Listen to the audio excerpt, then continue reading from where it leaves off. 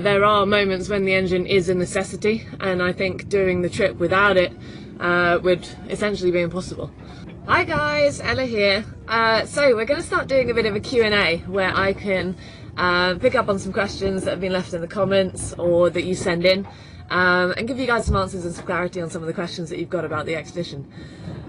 So today's first one, we're going to talk about the use of the engine on board. I've seen a couple of comments wondering why I've been using it when I have, so let me chat you guys through the engine use on board.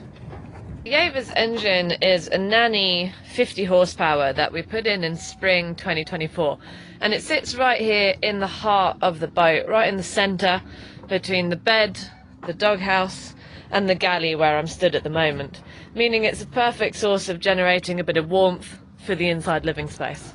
So, Yeva's engine. Let me start by prefacing this by saying that at no point have I claimed that this would be an engineless circumnavigation. I've always known that using the engine was going to be a necessity, and I've spoken about it in interviews, in particular for the Northwest Passage, about how important the engine use is going to be able to safely navigate through there. What's been unfortunate for the start of the campaign this early on to have had to use it has been the weather forecasts. Realistically, the wind has either been fully on or completely off. Now, I draw the line at going backwards, right? I'm quite happy for Yeva to drift at 2 knots if we've got a very gentle breeze.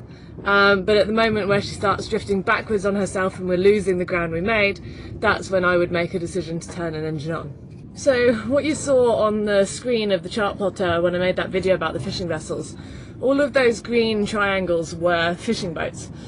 It's maritime law, for those of you who aren't sailors, it's maritime law that sailing vessels and motorboats both have to give way to fishing vessels.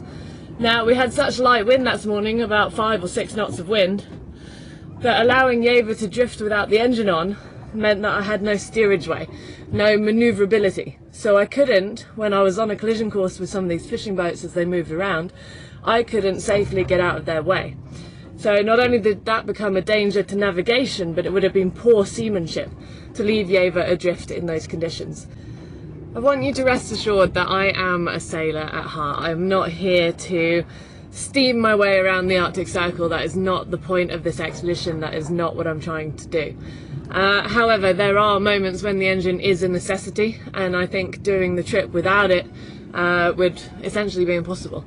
I do plan to use it as little as possible. To that extent, I kitted Yeva up before I left with a whole lot of renewable technologies. So I've got a solar panel, a water generator and a wind generator, and those all help me keep, for example, my batteries fully charged.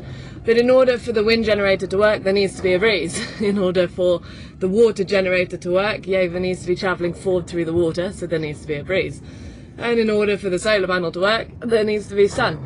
Yeva's engine is obviously one of the many ways I've got on board of charging Yeva's batteries. We've got 2 domestic batteries on this side, 2 more domestic batteries on that side, and 1 engine battery under the bed. So on the morning when I chose to turn on the engine to charge batteries and make some hot water for myself, that's because I had none of those 3 things. It was overcast and there was no wind.